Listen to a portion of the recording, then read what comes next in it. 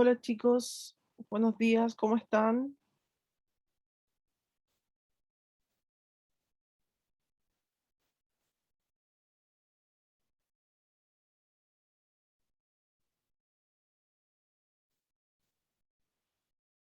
Hola Nicolás, Kevin, hola,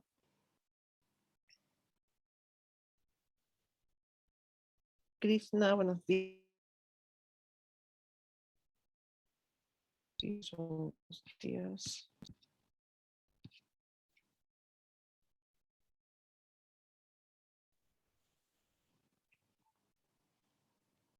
Estoy admitiendo más personas.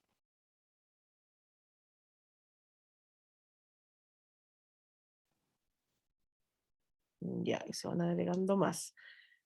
Em, Vamos a dar como siempre 5 o 6 minutitos. Me espera que se conecten más personas para comenzar. Recuerden que hoy día vamos a revisar un tema que a las 10 va a ser evaluado con una prueba de salida cortita que está disponible en el aula y la voy a dejar visible ahora en unos minutos más, ¿ya? Así que a las 9:35, a las 8, perdón, con 35 vamos a iniciar.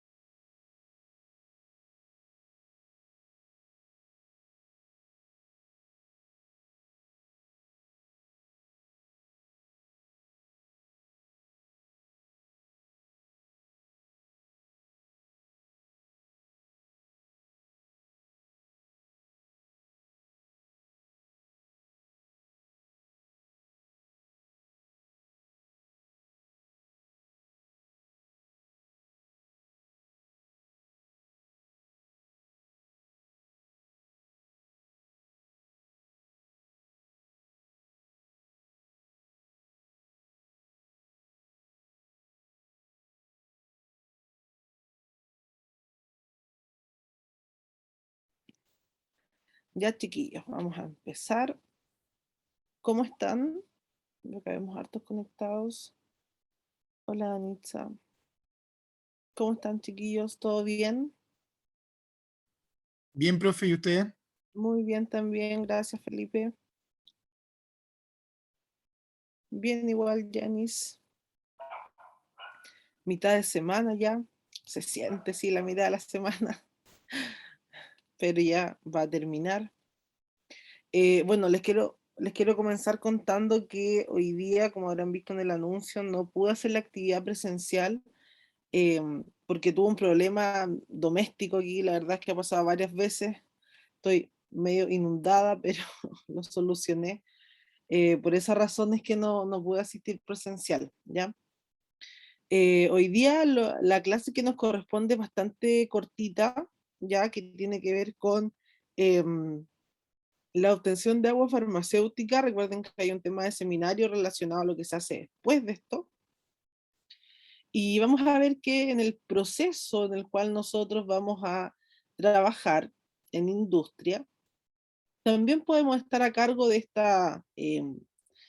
de este proceso de obtención de agua farmacéutica, donde sabemos que dependiendo la vía de administración, la forma farmacéutica, cómo va a ingresar a nuestro organismo, por supuesto, vía administración, vamos a necesitar agua con características especiales. Nosotros no podemos ocupar agua que esté con otros componentes, ¿cierto? Que pueda interactuar con con los excipientes. Entonces, eso nos exige tener un control mucho más riguroso en los procesos de obtención de agua, ¿ya? Antes de iniciar con la clase como tal, estoy buscando para proyectarla. em, Recuerden que les estoy debiendo la rúbrica del seminario, que la estoy terminando y viéndolo, afinando algunos detalles para que quede más clara, pero ya está disponible el formato de su reporte. ¿Lo pudieron ver en el aula, chicos? Sí, profe. Sí, ya, gracias. ¿Queda clara las instrucciones? Gracias, Yanis. ¿Quedan claras las instrucciones para que desarrollen ese trabajo? De repente hay algo que no se puede no entenderse completamente en estos reportes.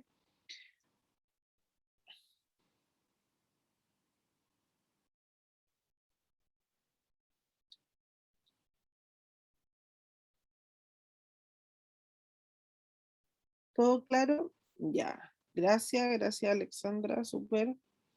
La idea es que desarrollen, ¿cierto? Este reporte que, como les dije también en el laboratorio, va a tener 3 planas como mínimo, ¿cierto? Y con eso ya es suficiente. Si alguien quiere agregar más planas de desarrollo, no hay problema. Si le sale entre hoja y media, 4, no hay problema. Pero 3 como mínimo respecto a cómo se desarrolla este proceso en la industria farmacéutica. Si se fijan, también se le da un énfasis a la importancia que tiene a nivel profesional.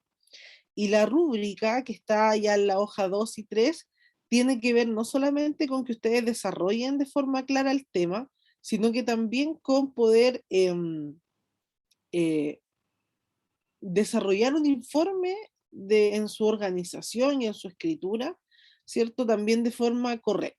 Como yo les he dicho, me preocupo harto de ver la parte escrita, de ir mejorando algunos detalles que pueden ir quedando. Por lo tanto, eso tiene también harto puntaje en en la rúbrica, y ahí ustedes ven que hay algunas cosas que ponderan más que otras. Y ahí en pos de esos porcentajes es que se calcula finalmente la nota final del reporte. Recuerden que para poder yo revisarlo y agregar comentarios, me es mucho más fácil que ustedes lo hagan mediante, o sea, que me lo entreguen en formato Word. Ya con el PDF me cuesta hacer los comentarios, ¿cierto? Con Word es mucho más rápido, así que formato Word.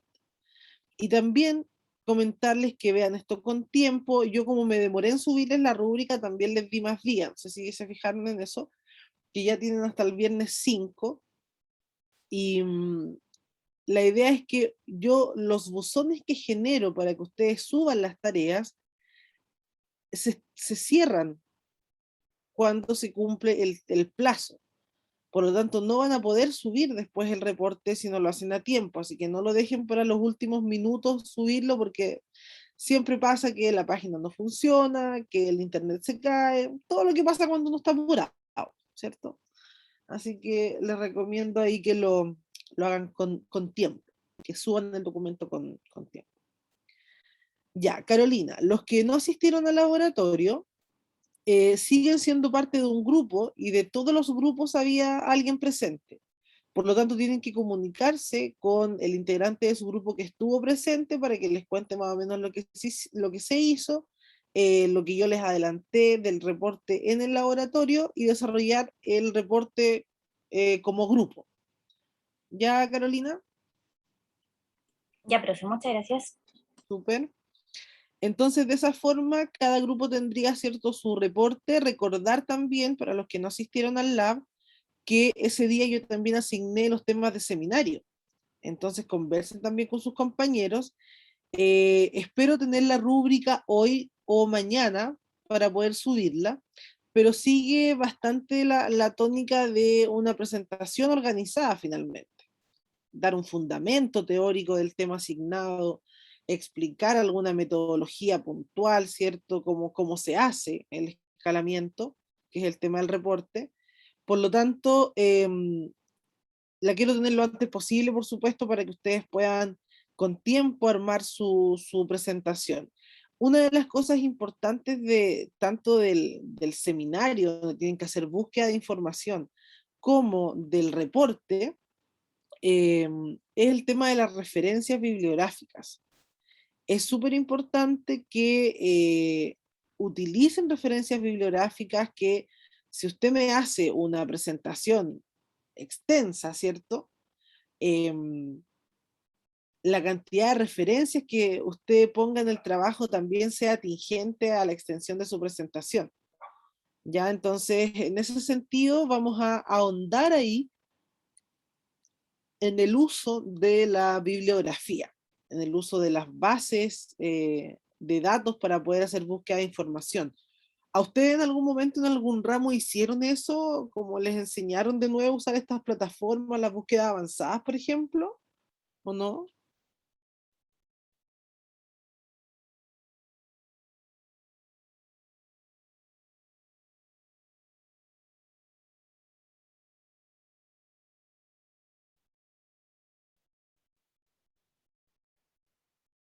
No, me dice Nicolás. No, profe, algunos profes nomás nos han enseñado cómo buscar de ciertas páginas, pero como ramo tal, así no. Ah, ya, claro, no como ramo tal, no, pero claro, tener una idea más o menos de hacer búsquedas avanzadas, por ejemplo, yo ocupo bastante esta base de datos que es PubMed, ¿ya? Y en PubMed uno puede hacer una búsqueda avanzada, porque recordemos que si uno pone un concepto al azar, le van a salir 10.000 papers, ¿ya? Pero uno va acotando después la búsqueda. Si nos queda un tiempito ahora, no me demoro más de 5 y 10 minutos, les voy a proyectar mi navegador y vamos a hacer una búsqueda en PubMed, ya una búsqueda avanzada, porque es mucho más específica y con eso créanme que se ahorran harto trabajo, ¿ya? Así que un minutito, voy a proyectar la clase y comenzamos, chiquillos.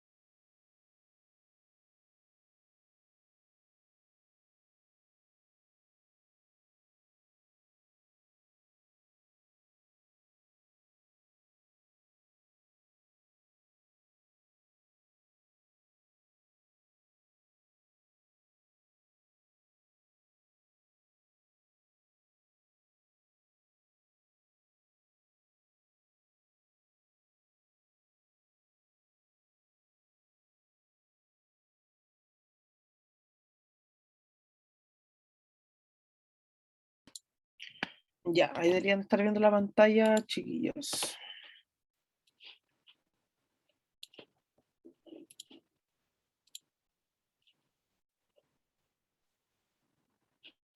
Ya.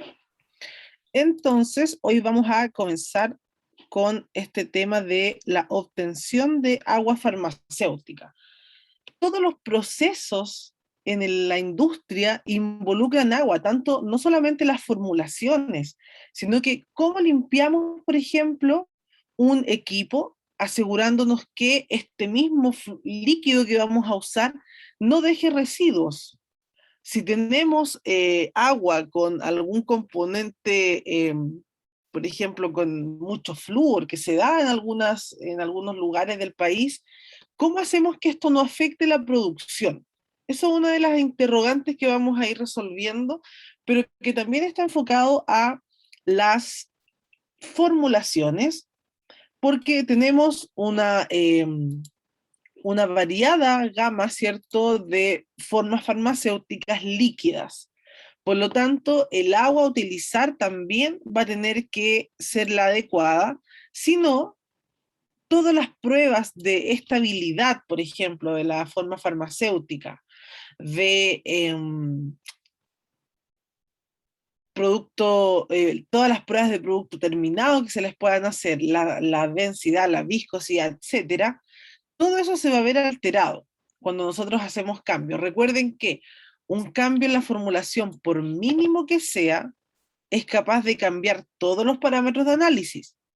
Por esa razón es que cuando nosotros cambiamos incluso un excipiente, se tienen que volver a hacer todas las pruebas de nuevo. Así importante es cualquier modificación.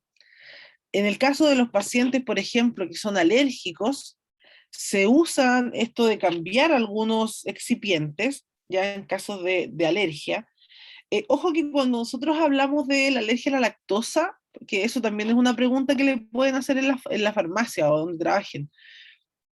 La lactosa como excipiente va en cantidades muy pequeñas, que no son suficientes para generar una alergia y toda la sintomatología de los pacientes alérgicos a la lactosa. Pero hay casos, y yo lo vi con una paciente solamente de los miles que conocí que eran intolerantes a la lactosa, había una persona que era tan intolerante a la lactosa que ya no podía consumir medicamentos. No recuerdo en este momento por cuál se hacía el cambio, por qué excipiente, o creo que ella prefería luego solo formulaciones líquidas y tenía varios principios activos que enviaba recetario para hacer como de forma líquida. Era una alergia muy, muy fuerte a la lactosa, pero ocurre en el 0,0001% de las personas. En general, la cantidad de lactosa que viene en las formulaciones no va a ser capaz de generar una reacción alérgica como la lactosa presente en los alimentos.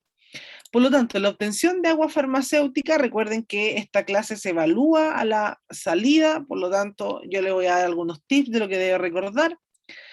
Por supuesto que la vamos a usar como materia prima, como solvente para la elaboración de productos farmacéuticos, de principios activos también, sustancia activa y sus intermediarios, para la limpieza, eso es un apoyo en la producción, ¿cierto? La limpieza de los equipos entre lotes de incluso principios activos diferentes, y también en los análisis, análisis que corresponden, ¿cierto? A una evaluación, por ejemplo, de producto terminado. También voy a necesitar agua. Por lo tanto, la planta farmacéutica también tiene una sección destinada a hacer este tratamiento. Ya sus compañeros nos van a contar qué hacemos con el agua después de que se utiliza, ¿ya? Acá estamos viendo cómo se va a generar. Entonces, los sistemas, por supuesto, si nosotros estamos en industria, sí o sí, en la parte de producción, por ejemplo, pero en general en la industria farmacéutica, tienen que cumplirse las buenas prácticas de manufactura. Entonces, si hay alguna vez que ustedes tengan que explicar de las buenas prácticas, cuál es una de las que asociamos directamente a industria, tiene que ver con la manufactura. También van a haber buenas prácticas de otro tipo. ¿Qué otras buenas prácticas conocen, chicos, de estas normativas, aparte de la de manufactura?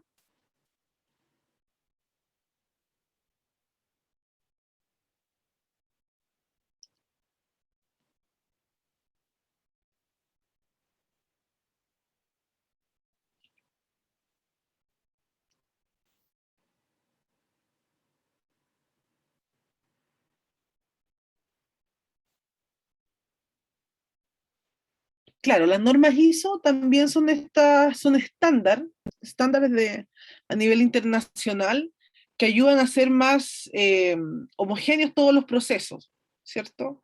Em, pero en cuanto a las buenas prácticas, ya porque son diferentes a las normas ISO, las buenas prácticas, están las buenas prácticas de manufactura. ¿Qué otras buenas prácticas conocen?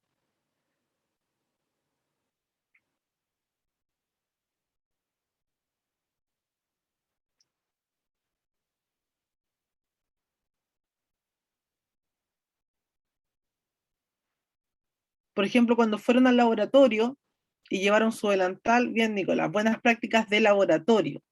También están las buenas prácticas de distribución, de almacenamiento de medicamentos.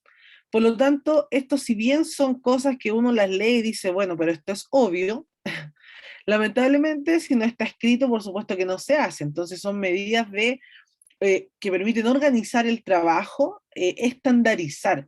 La estandarización es un proceso muy importante a nivel de estas normas porque nos permite que si usted en el futuro conoce toda esta normativa y quiere trabajar en una industria farmacéutica, pero en otro país, lo más probable es que se vaya a regir por las mismas normas. Entonces, en ese sentido, es bastante importante que las conozcamos.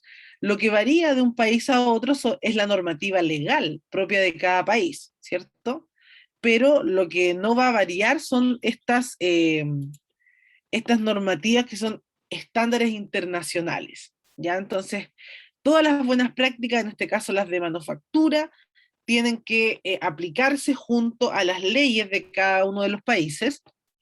De aquí a un futuro, si a alguno de ustedes les gusta industria e ingresa a hacer su vida laboral en industria, tiene muchas opciones también de irse en el caso de las multinacionales a otros países, ¿cierto? Entonces, conocer esto también le va a servir.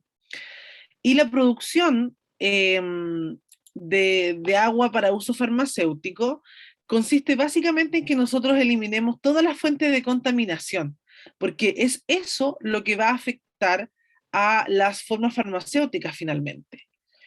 ¿Por qué es importante? Porque si yo no hago correctamente este trabajo con el agua, voy a perder dinero a nivel del punto de vista económico, ¿cierto? La presencia de agua siempre favorece el desarrollo de microorganismos. Entonces, que yo tenga un agua que no es adecuada para este trabajo, ¿cierto? Puede generar a largo plazo, siendo crítica desde el punto de vista económico y por los temas regulatorios. O sea, el agua es algo básico que se evalúa siempre en todas las intervenciones que se hacen a los laboratorios. Por lo tanto, los URS, que son los requisitos del usuario, ¿ya? Todas las plantas farmacéuticas tienen que definir estos parámetros donde eh, hay conocimiento de todo el proceso, de la pureza del agua que se necesita en todo ese proceso. Entonces acá nuevamente nos encontramos con algo que vimos en la clase pasada y que tiene que ver con este trabajo en equipo, en que no solo vamos a ser farmacéuticos, ¿cierto? Que vamos a estar trabajando acá, sino que también junto a ingenieros, por ejemplo, se van a determinar esta capacidad de purificación, las mismas operaciones unitarias que hemos revisado en las clases y que ustedes también como grupo nos van a explicar, y determinar los parámetros críticos, ya determinar el tamaño de mi sistema de producción para yo ver cuál corresponde en cuanto al uso de agua. Entonces, hay parámetros críticos que vamos a entender, ¿cierto? Como aquellos que sí o sí deben funcionar de forma correcta para no alterar esta composición del agua, por ejemplo. Entonces, hay muchas cosas en las cuales nosotros nos complementamos con la parte ingenieril, ¿cierto? Que tiene que ver precisamente con las operaciones unitarias y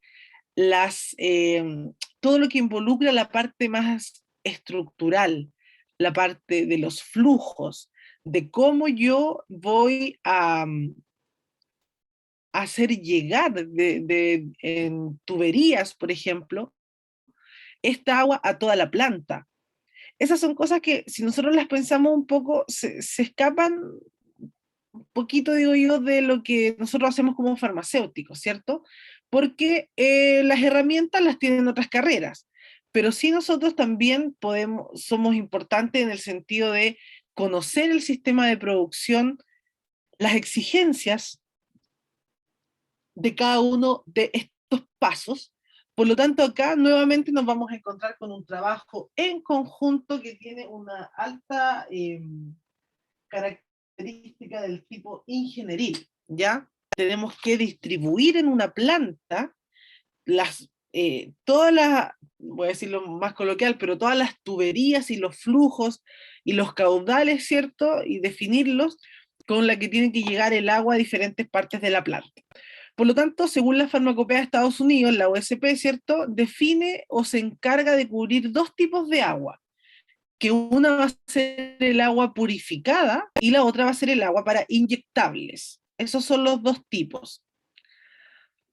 Lo que me importa a mí que usted sepa, y que lo vamos a ver al final, es cómo nosotros nos aseguramos de que todo lo que vamos a conversar ahora funciona bien. Así que ojo con esas últimas diapos. En el agua purificada es la que se usa como excipiente para productos que no son parenterales y la limpieza de equipos. ¿Por qué creen que se ocupa como excipiente el agua purificada en no parenterales?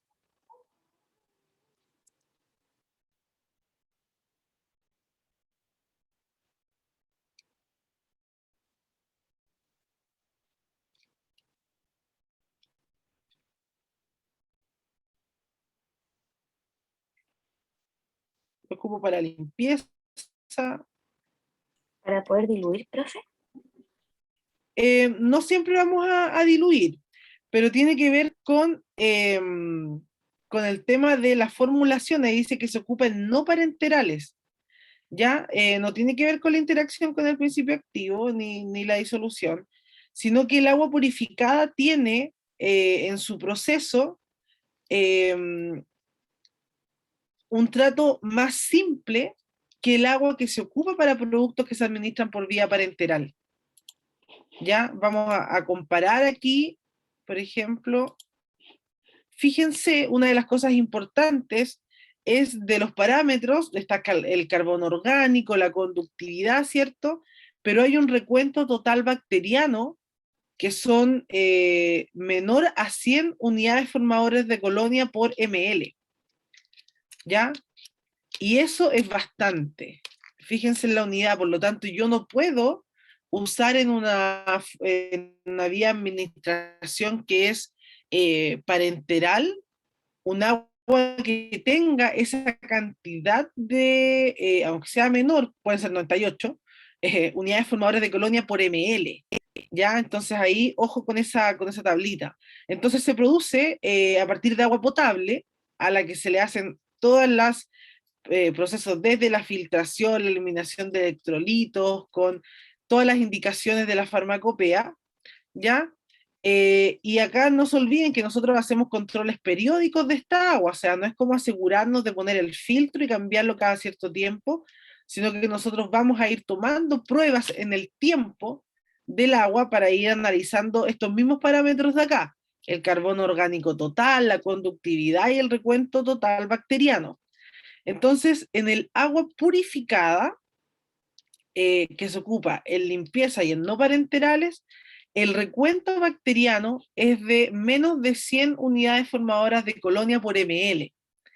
Pero fíjense cuál es la diferencia con el agua para inyectables como tal, donde se ocupa como excipiente, pero en productos parenterales, que nosotros sabemos que llegan rápidamente a la circulación en su mayoría, hablemos de la vía endovenosa, pero que también si está contaminado genera un daño rápidamente. Entonces tenemos que controlar los microorganismos presentes en pos de esa vía de administración. Y acá, si se fijan, antes hablábamos de 10, menos de 100 unidades formadoras de colonia por ml. Acá en el agua para inyectables debe haber menor o igual a 10 unidades formadoras de colonia por 100 ml. Por lo tanto, el tratamiento que sigue tanto de filtración, de desionización, de utilizar filtros mucho más pequeños para eliminar microorganismos, el tratamiento del agua es mucho más exigente en el agua para inyectables, ¿ya? Se le hace un test de endotoxinas bacterianas, donde también las cantidades que se necesitan para probar el agua son muy bajitas. Pero acá lo importante es que puede ser obtenida a través de agua potable, pero hacemos un proceso casi de destilación, ya para poder asegurar que hay una cantidad de estas colonias mucho más baja. Entonces, Profe, dígame, ¿qué me habló ¿esta, Felipe? esta agua se trabaja más para eliminar los microorganismos?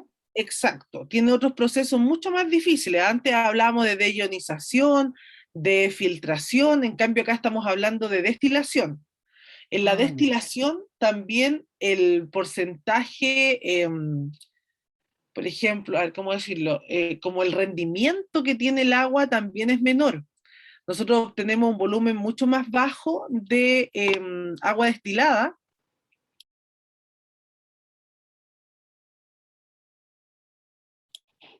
Perdón, chiquillos, estornudé, así que no quise estornudar en sus oídos tan fuerte. Lo siento.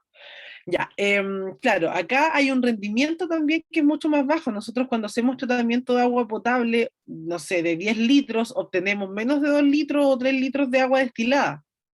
Entonces, por eso los procesos son mucho más complejos. Entonces, tiene un tratamiento más, ¿cómo decirlo así? Es un tratamiento más complejo, con técnicas más avanzadas que asegura la eliminación de microorganismos. No sé si queda claro, Felipe. Sí, profe. Ya.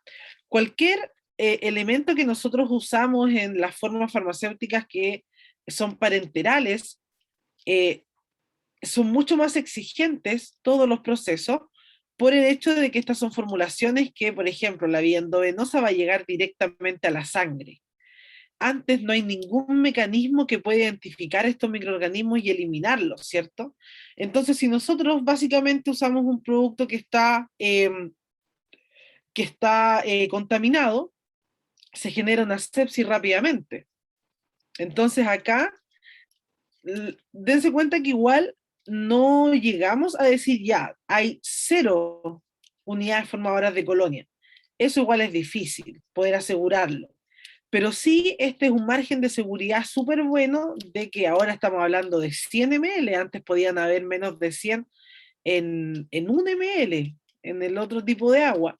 En cambio acá no, acá en cada ml, en cada 100 ml deben haber 10 unidades formadoras de colonia o menos, por lo tanto es mucho más exigente este tratamiento en el agua para inyectables porque también el uso es más difícil, debe cumplir más estándares para poder ser administrado como lo es administrado. Y también usamos vapor puro. Ya este vapor puro entra en contacto directo con todos los productos que tienen o materiales que tienen contacto con esta forma farmacéutica, por ejemplo, y el vapor puro se obtiene a partir de las dos aguas que vimos anteriormente, ¿ya? Entonces acá se hace como una especie de mix, porque cumple también con exigencias similares a las del agua purificada y se especifican las endotoxinas.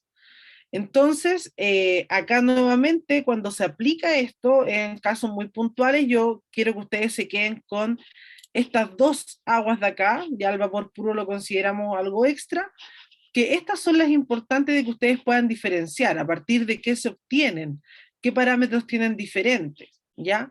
Y el vapor puro que se obtiene a partir de esto sirve para algunos procesos también de limpieza de equipos, por ejemplo, ¿ya? Donde también nos importa ser muy riguroso con el control de los microorganismos para que así no haya un arrastre de microorganismos en la producción, que es una de las cosas más graves que puede aparecer en una producción de diferentes principios activos.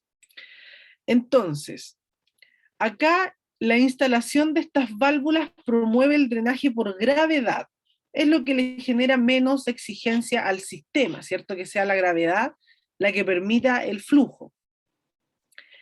Pero tenemos una industria farmacéutica donde si se decide hacer la obtención de su propia agua, se va a tener que implementar, y en general esto es casi que un piso completo dedicado a la producción de agua farmacéutica, y todos los procesos de instalación de estos soportes de las cañerías, por ejemplo, todos los procesos de soldadura, deben cumplir con exigencias también de uniones de soldadura aceptables. No podemos permitir que quede algún mínimo espacio, no solamente porque va a filtrar el agua, sino que también se considera una fuente de contaminación. Entonces, todos los sellos, todas las modificaciones de las tuberías son muy estrictos para evitar la contaminación por algún agente externo, ¿ya? Y por supuesto que se siguen diferentes protocolos tanto para los equipos de producción como para las formulaciones, donde se hace un seguimiento, ¿ya? Debemos desarrollar un seguimiento sí o sí de estas eliminaciones, de estas limpiezas, perdón, donde eliminamos la contaminación. Ahora, si nosotros usamos agua potable, pasaría lo que vemos los que ocupan estos hervidores eléctricos, lo que pasa en las cañerías a largo plazo, y que tiene que ver con o la corrosión, ¿cierto? O también la formación de sarro, que podría evitar el flujo normal, contaminar, por supuesto, y que aparezcan estas trazas en la producción o en la limpieza. Y eso siempre se evita porque a medida que nosotros tratamos más el agua o usamos agua que es más natural en el caso de la parte doméstica, evitamos que se forme este sarro, ¿ya? Por ejemplo, desde la parte de producción, para el agua que menos exigencias tiene, que es la primera que vimos, la purificada, hay proceso de desionización, o sea, yo voy a eliminar algunos iones de acá del agua potable, que sabemos que tiene bastantes otros componentes que ya sea permiten esta mantención de ausencia de microorganismos, ¿cierto? Pero que genera bastante cambios incluso en el sabor. Yo no sé si a alguien le pasa, pero por ejemplo en la parte doméstica, yo soy de Valdivia y el agua es muy diferente, y nunca me acostumbré al agua de Santiago, al agua potable de Santiago. Entonces lo que yo tengo que hacer es comprar bidones como de estas aguas, no sé, manantial, y las uso principalmente bueno, para cuando tomo café, té, cosas así. Antes cocinaba incluso con esa agua porque el agua de Santiago me era muy incómoda. Pero por ejemplo, si yo uso mi cafetera, también le pongo agua de esta agua de bidón. Entonces, eso expone a estas tuberías pequeñitas que tienen las cafeteras a un agua que tiene menos iones, por lo tanto, ya la corrosión y la formación de sarro es mucho más baja. Acá nosotros lo hacemos no solo para cuidar los equipos, sino que para poder asegurar, por ejemplo, para administraciones parenterales, formas farmacéuticas, perdón, parenterales, que van sin ningún microorganismo, ¿ya? No van contaminadas. Yanis dice, el agua es como dulce en el sur. Sí. Acá, bueno, en Santiago, claro, en Santiago el agua tiene mucho cloro y otras cosas más. Entonces yo creo que la primera vez que probé el agua de Santiago fue horrible, yo todavía me acuerdo, que tenía mucha sed ese día, y creo que llevaba como 1 o 2 días en Santiago y todavía no me llegaba el refrigerador. Estoy hablando hace como 6 años atrás. Entonces dije, ya voy a tomar agua helada directo de la llave nomás. Entonces me serví en un vaso y no, fue horrible. Así que dije, no, me muero de sed acá, pero no pruebo el agua de Santiago. Y sí, en el sur se da que es más dulce. La verdad es que la gente que va de Santiago al sur le encuentra un sabor muy dulce. Yo lo primero que hago cuando voy al sur es tomar agua de la llave, porque lo encuentro maravilloso, pero no le encuentro sabor al agua, la verdad. pero sí, la gente que va de Santiago para allá le encuentra un sabor más dulcecito. No sé por qué será. Lo malo de ser sureña que todavía no se acostumbra tanto a las cosas de Santiago. Entonces, estamos hablando también de un sistema donde vamos a construir, ¿cierto? En una planta todos estos conductos, donde el material, por supuesto, que debe ser compatible con todas las medidas de desinfección que nosotros vamos a generar. Los materiales deben manejar si el flujo se da turbulento. Recuerden que un flujo turbulento era súper negativo para poder controlar cómo va a avanzar un líquido por una tubería. Entonces, por esta razón es que es complejo de abarcar.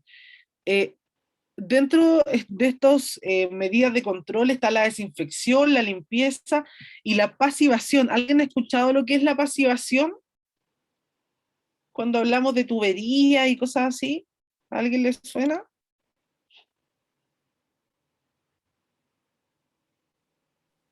No, profe, a mí no. No, profe. Ya, para que lo apunte. La pasivación es una forma en la cual al interior de estas tuberías se genera una película inerte, una capita, ¿cierto?, muy delgada, de un material que va a permitir enmascarar que estos agentes que están fluyendo puedan interactuar con la composición de esta tubería. Ya, entonces existen materiales pasivados, donde se hace un tratamiento ahí con algunos productos químicos, se ven aceros, por ejemplo, para proteger al acero de la corrosión. Es una forma de proteger a estas tuberías. Y facilita mucho la limpieza también, ¿ya? Resistente a la actividad microbiana, o sea, no podemos dar pie para que ocurra un desarrollo de microorganismos porque, por ejemplo, justo se creó una colonia en un poro del material, el cual no se limpió, pero esta estructura más irregular no permitió limpiar todos estos espacios y quedó esta unidad formadora de colonia en ese espacio. Entonces, todas estas características son importantes cuando yo elijo los materiales. Acá es lo mismo que cuando usted elige un mezclador, ¿ya? Y todo lo que requiera, por ejemplo, sellos, juntas, diafragmas, medios filtrantes, membranas entre medio, no deben permitir que pasen estos compuestos desde el interior de las tuberías hacia el exterior. Ya, entonces acá lo que necesitamos, tanto en la tubería misma como en todo lo que la acompaña, debe evitar la cesión de compuestos, es decir, que salga este elemento desde la tubería hacia el exterior. Materiales aislantes van a ser necesarios también cuando estamos usando ahí el acero inoxidable, nos puede servir. Los materiales van a tener también esto protocolizado de cuál va a ser el adecuado, ¿cierto? Y tener una referencia porque también los vamos a tener que mantener, ¿cierto? Ir calificando, ir generando cambios. Entonces, si yo ocupo acero, ¿después de cuánto tiempo lo cambio? Tiene que ver mi producción, si yo llevo 10 años haciendo la producción de algo, ¿cómo están las pruebas de medición, de validación de estas tuberías, etcétera? Y los equipos auxiliares que colaboran con algunas funciones, ¿cierto? No pueden ser fuentes de contaminación. Entonces, la sanitización que nosotros hacemos luego de esta fase de limpieza, donde vamos a ocupar esta agua farmacéutica, vamos a utilizar medios térmicos, algunos agentes químicos y la luz ultravioleta. En los medios térmicos puede haber una circulación continua de agua caliente, vapor puro también nos sirve para sanitizar. De los agentes químicos, ozono, compuestos halogenados, peróxido de hidrógeno, y la luz ultravioleta, que también nos ayuda a hacer un control microbiológico. No se olviden que cuando nosotros estamos, por ejemplo, en el laboratorio, trabajando en una campana, ¿ya? Lo que se hace es limpiar con cloro, se deja unos 10 minutos, se retira el cloro, se agrega etanol, alcohol de 70, ¿cierto? se retira inmediatamente el alcohol, que es más volátil, así que ahí se retira inmediato, no como el cloro, y luego esta campana se cierra, ¿cierto? Y se activa la luz ultravioleta. Se deja el UV encendido, que está programado en general, porque elimina lo último, las últimas trazas de microorganismos que pueden quedar. Entonces el control microbiológico que nos da la luz ultravioleta es muy bueno, y en realidad siempre se recomienda que este vidrio que nosotros vemos en las campanas no permita que la luz UV salga al exterior del equipo, pero también se recomienda que no haya personas en la misma sala donde se está haciendo se está activando el UV, ¿cierto? Para evitar cualquier problema. Sabemos que la exposición a UV es muy negativa para nosotros, por lo tanto, esto es algo que siempre se va a hacer al final del día. Entonces, aquí es donde yo quiero que pongan ojo. Recuerden con sus propias palabras, nada calcado acá. Cuando ya tenemos todo esto instaurado, lo que debemos hacer es que generemos un plan de mantenimiento preventivo. Es decir, yo no voy a esperar a producir 10 lotes contaminados de una solución para para administración endovenosa para recién hacer mis pruebas de cómo está funcionando el agua, cómo están funcionando mis procesos en general. Por eso es preventivo. A lo menos debemos evaluar los procedimientos de operación del sistema, de cómo está funcionando, hacer una monitorización de atributos de calidad y de condiciones de operación, generar un calendario de sanitización, es decir, yo voy a programar revisiones periódicas y eso va a estar definido y sacramentado. Se va a hacer un plan de mantenimiento preventivo a largo plazo, ya donde se involucren diferentes variables a medir, y controles de cambio, es decir, se modifica alguna de los elementos y yo inmediatamente hago controles para ver qué ocurre con estos cambios. Entonces, una industria farmacéutica que produce su propia agua, recuerde que hay muchos procedimientos que se externalizan, el agua se ocupa para todo, por lo tanto en general no es algo que se externalice, es decir, que se solicite a otra empresa, pero debemos ser muy rigurosos en los planes preventivos de mantenimiento, no solo para la producción de agua, para todo nosotros debemos tener planes preventivos de mantenimiento, hacer calendarios de sanitización, hacer controles frente a cualquier cambio en la estructura, ver cómo están operando estos sistemas desde que se almacena el agua hasta que llega, ¿cierto?, a los lugares donde la necesitamos, que es en toda la industria. Ya, entonces esto no es algo que puede estar construido de forma aislada, porque yo debo asegurarme que llegue a todos los lugares. Por lo tanto, esto es muy relevante en cuanto al plan de mantenimiento que se debe hacer, que incluye. Y finalmente, también muy importante, es que cuando todos estos procesos ya están funcionando y nos encontramos con un proceso completo que lleva funcionando un tiempo, yo debo hacer diferentes tipos de validaciones del diseño, de la instalación, de la operación y del desempeño. ¿Qué quiere decir esto? Cuando yo implemento este diseño, voy a hacer una calificación propiamente tal de este diseño para verificar que es el adecuado, que se adapta a las exigencias o a las características de la infraestructura del laboratorio donde yo estoy. Solamente el diseño, luego la instalación, que ahora lo que yo estoy usando como equipos en cuanto a las especificaciones técnicas, cuando yo hago las inspecciones físicas, también sea la adecuada. Por lo tanto, primero un diseño general que sea el correcto, luego le hago como un zoom a esto de la instalación que sea la apropiada. Por ejemplo, que si yo voy a usar un equipo de limpieza o voy a limpiar un equipo puntual, tengo que llegar a una zona donde el equipo está empotrado, donde no lo voy a poder mover. Entonces mi sistema de agua llega bien a ese lugar que yo no puedo mover o no. Entonces la instalación también tiene que ser la correcta. Luego la calificación de operación. donde nosotros vamos a ver que todos los componentes funcionan ahora, ¿ya? Están funcionando de forma normal, por lo tanto yo puedo generar algunas alarmas, ¿ya? Alarmas de falla cuando algo está pasando. Esto es como en las películas cuando empieza a sonar esa alarmita cortita y muy chillona, ¿cierto? De que algo está saliendo mal. Los equipos tienen eso también.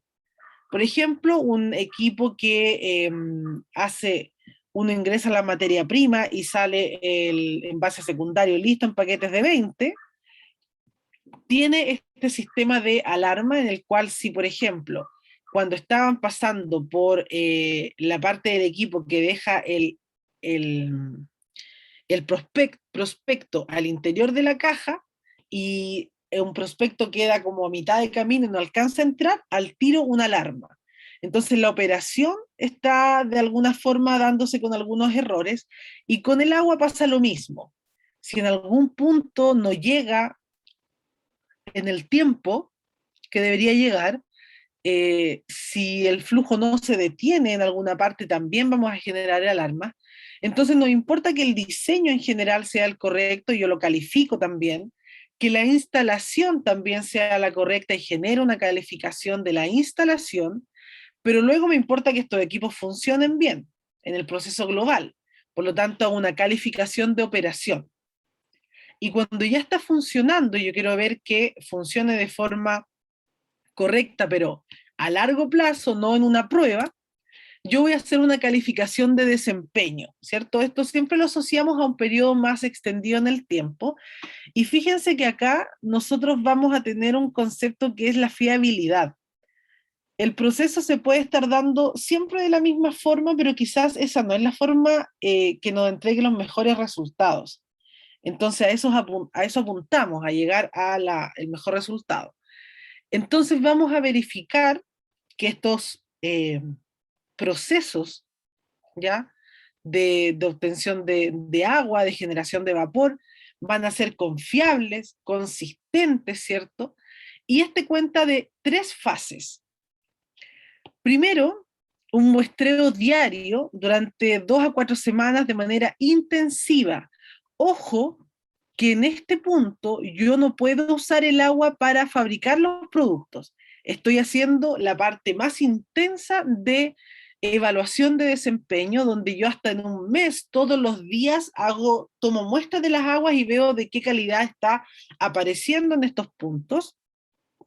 Luego, en la fase 2, cuando ya tenemos resultados positivos, consistentes, ¿cierto? En la fase 1, en la fase 2 el muestreo sigue siendo diario, pero también toma hasta un mes, pero aquí el agua sí es utilizada para la fabricación. Y luego en la fase 3, donde el muestreo es por 52 semanas, pero no es un muestreo diario. Se reduce la cantidad de muestras, pero si se fijan también es bastante extenso. Ya se lleva por varios meses. Entonces, en ese sentido, nosotros cuando validamos un sistema de obtención de agua farmacéutica, primero evaluamos el diseño, en segundo lugar, evaluamos la instalación, luego hacemos una calificación de operación, ese es el nombre formal, calificación de, luego, y finalmente, cuando ya tenemos esto, el diseño listo, tenemos esto instalado, luego está funcionando bien, yo empiezo ya a hacer muestras del agua puntualmente. Y es ahí donde yo me puedo dar cuenta de que si yo obtengo diversas muestras, ¿cómo están saliendo? ¿Ya? Si cumplen con las características que me promete este proceso o no. ¿Ya? Por lo tanto, esas son las fases de validación y la forma en la que usted podría explicar cualquiera de estas 4 fases de validación.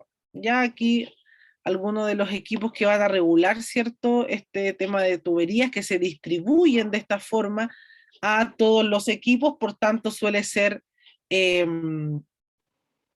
suele ser lo que está en la parte superior de la industria. Voy a dar 5 minutitos, chiquillos, para que podamos luego ver rapidito los las cosas que yo les debo, la búsqueda de paper, ¿cierto? Y retomamos con la prueba a las 10, ¿ya? Ya, profe, gracias.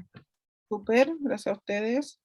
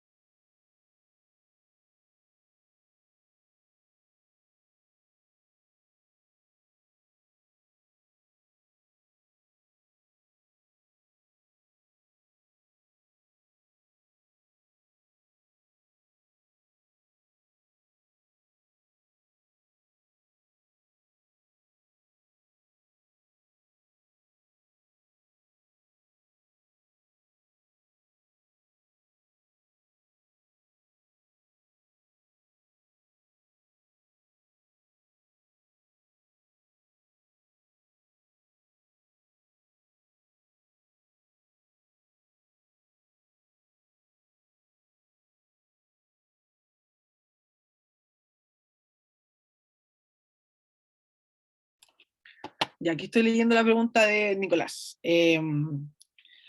Sí, pues, o sea, siempre van a haber este tipo de inducciones, porque hay muchos de estos equipos que nosotros no, en el pregrado nos da para que lo veamos. Ya equipos mucho más complejos, la producción de agua farmacéutica es algo que desde hace muy poco también se está revisando, como en la parte más de pregrado, antes se veía muy simple, entonces hay capacitaciones para todo, ¿ya? Cuando entran, yo tengo varios amigos que han entrado en industria farmacéutica, que están trabajando en la industria en la actualidad, y al comienzo es una cantidad de información que les entregan, dependiendo del área, pero harto estudio al comienzo, pero sí o sí tienen que haber capacitaciones porque no los pueden dejar trabajando en equipos que no manejan. No siempre, que esto tiene que ver con la proactividad de cada uno, no siempre la capacitación se la van a hacer como cuando uno está en el colegio, ¿cierto? De repente les van a decir, bueno, acá está este documento que te explica cómo funciona el equipo. Entonces ellos asumen que cuando uno, del momento que a uno le pasan eso, uno ya lo va a poder manejar. ¿Ya?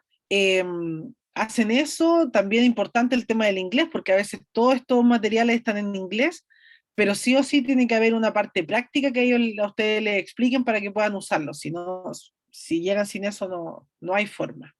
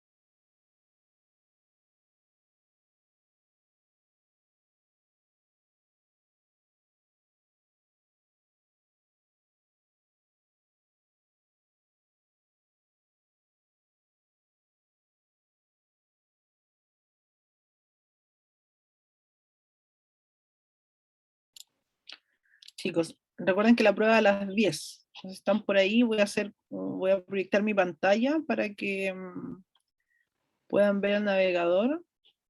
¿Están por ahí, chiquillos? Sí, profe. Ya.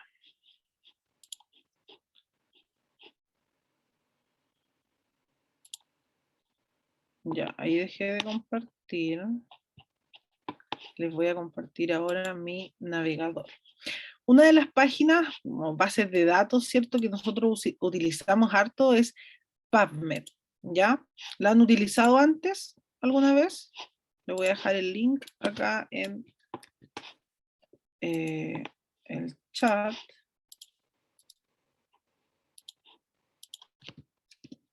Esa paginita para buscar paper. Hay de todas las áreas, no solamente el área médica, hay cosas de ingeniería, o sea, súper variado. Entonces lo voy a proyectar. Ya, ahí se me cuando estén viendo la página, chiquillos. Sí, se ve, profe. Ya. En esta página, si ustedes se fijan, cuando nosotros nos conectamos a veces o sea, con un internet de la universidad, ¿cierto? En general las universidades tienen esta licencia. Uno ingresa con sus credenciales de la universidad a algunas páginas, ¿ya? Pero veamos cómo hacer una búsqueda acá. Entonces, si se fijan, yo tengo aquí este espacio para buscar, pero yo puedo hacer una búsqueda avanzada. ¿Qué quiere decir esto? Que yo puedo direccionar mucho más la búsqueda. Porque si yo pongo acá, por ejemplo, vamos a poner COVID-19 y hago la búsqueda general, fíjense la cantidad de paper que me salen. 146.132 papers. En cambio, yo tengo la opción de hacer una búsqueda avanzada, donde yo pueda direccionar más mi búsqueda. Entonces, lo que yo observo acá es esta pantallita aquí, este cuadradito, mejor dicho, donde yo voy a ir armando una búsqueda. Entonces, acá yo tengo que agregar los términos que voy a buscar. Y tengo la opción de buscar una palabra, pero que salga en cualquier parte del paper. Si yo pongo all fields, ¿ya? Fields. Entonces, a mí no me conviene porque en realidad si dice cualquier paper COVID me va a aparecer, por eso me salen miles y miles y miles. Entonces lo que yo puedo hacer y que les recomiendo es que bajen a la opción que dice título o abstract. Si el concepto está en el abstract es porque es más importante, ¿cierto? Entonces yo siempre aconsejo hacer la búsqueda por título o abstract y aquí vamos a hacer la prueba. Vamos a poner, ya sabemos cuántos nos salen con COVID-19, pero acá no puedo llegar y agregarlo. Lo que yo debo hacer es aquí, show index, mostrarme una lista de palabras que sean relacionadas al COVID, que pueden ser acompañadas con otras cosas, y entre paréntesis sale como el total de documentos donde yo puedo encontrar esa palabra. ¿Ya? Le hago clic y luego de eso yo lo agrego, add, y se copia abajo. Pero seamos más específicos, supongamos que nosotros queremos ver algún tratamiento para el COVID, tratamiento farmacológico, entonces vamos a poner fármacos, nuevamente agregamos, y si hacemos la búsqueda, fíjense cuántos papers aparecen ahora. Bajamos de 143.000 a 5.495. ¿Ya? Ahora, supongamos que yo quiero buscar reacciones adversas de los fármacos que usaron en COVID. Vuelvo acá atrás, vuelvo a buscar de la misma forma, título abstract, COVID-19, busco el índice, es lo mismo, ya, luego le pongo aquí drugs, lo mismo, y ahora le voy a poner adverse reaction. Y lo busco. Voy haciendo, construyo una búsqueda mucho más específica, porque tiene que decir COVID-19 en el título, en el abstract del paper, tiene que decir drugs y tiene que decir adverse reaction en el título o en el abstract. Entonces eso va acotando la búsqueda. Y si yo busco ahora, llego a 38 resultados. ¿Ya? Entonces ya no tengo que revisar miles de papers. Entonces yo voy haciendo cada vez más específica la búsqueda gracias a esta búsqueda avanzada. Y la recomendación es siempre agregar, hacer la búsqueda de la información estando en el título o en el abstract. ¿Les queda claro, chiquillos, cómo usar esa búsqueda avanzada? ¿Les puede servir para el seminario? ¿Queda claro? Sí, profe. Profe, gracias. Bueno, entonces aquí pueden hacer una búsqueda avanzada con mucho más detalle. Ahora, si ustedes quisieran, por ejemplo, acotar esta búsqueda a las publicaciones que se han hecho desde el 2020 en adelante, una de estas opciones que usted puede elegir también es el año, ¿ya? La fecha de, siempre yo ocupo la fecha de publicación. Entonces, si yo quiero ver, aquí pide primero el año, ¿cómo era? Del año, del 1 de enero del 2020 hasta el día de hoy, hacemos la búsqueda, hagamos la misma búsqueda a ver cuánto nos sale.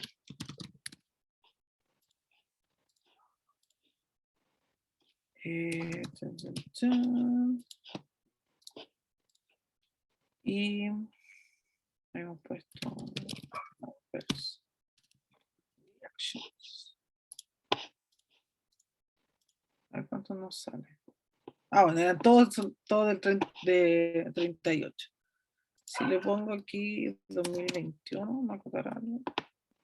Bueno, ahí sí le puse 2021, desde el 1 de enero del 2021, todos los papers que hablaran sobre COVID-19, ¿cierto? Que tuvieran la palabra reacción adversa, fármaco, COVID-19 en título abstract. Desde el 1 de enero del 2021 se han publicado 19 papers, ¿ya? Entonces aquí podemos irlos viendo. En general, aquí nos dice si es una revisión, ya, en general hay muchas revisiones porque precisamente se ha visto que ocurre con la utilización y se hace como no hay ningún estudio tan formal, eso ha pasado bastante en esta parte de la pandemia. Pero se fijan que les sirve para hacer una búsqueda mucho más efectiva, ¿cierto? Acotada y usando esta herramienta que es de búsqueda avanzada. Chiquillos, en 20 minutitos más en la prueba ya la pueden visualizar, ¿cierto? Ya está el cuestionario visible. Son 2 preguntas, así que por favor, ojo en lo último que yo les comenté y de esa forma la van a poder resolver sin problema. Así que yo me mantengo conectada, por supuesto, en Zoom hasta que terminen su prueba de salida y luego de eso ya quedan libres. Profe, tiene que ser a las 10. Sí, lo que pasa es que puse a las 10 porque entiendo que pueden haber personas trabajando y que leyeron ya la información de que era a las 10. Entonces, si llegan más tarde, si lo cambiamos, van a encontrar el cuestionario cerrado. Ah, Entonces, en ya, general, profe. sí, hicimos las 2 a las 10 por lo mismo. Así yo lo informé antes para que se pudieran planificar los que trabajaban.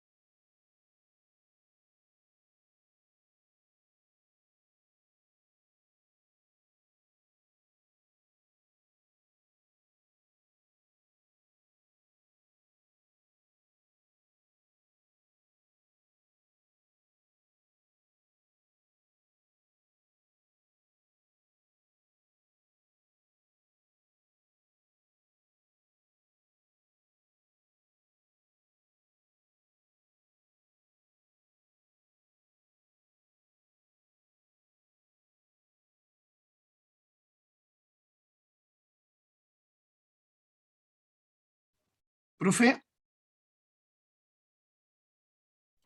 Dígame. la próxima semana es la prueba, ¿cierto? Sí, déjeme corroborar con la calendarización. Dame un segundito. Tenemos, claro, el día 3, miércoles 3 de noviembre, la solemne 2, también por aula virtual.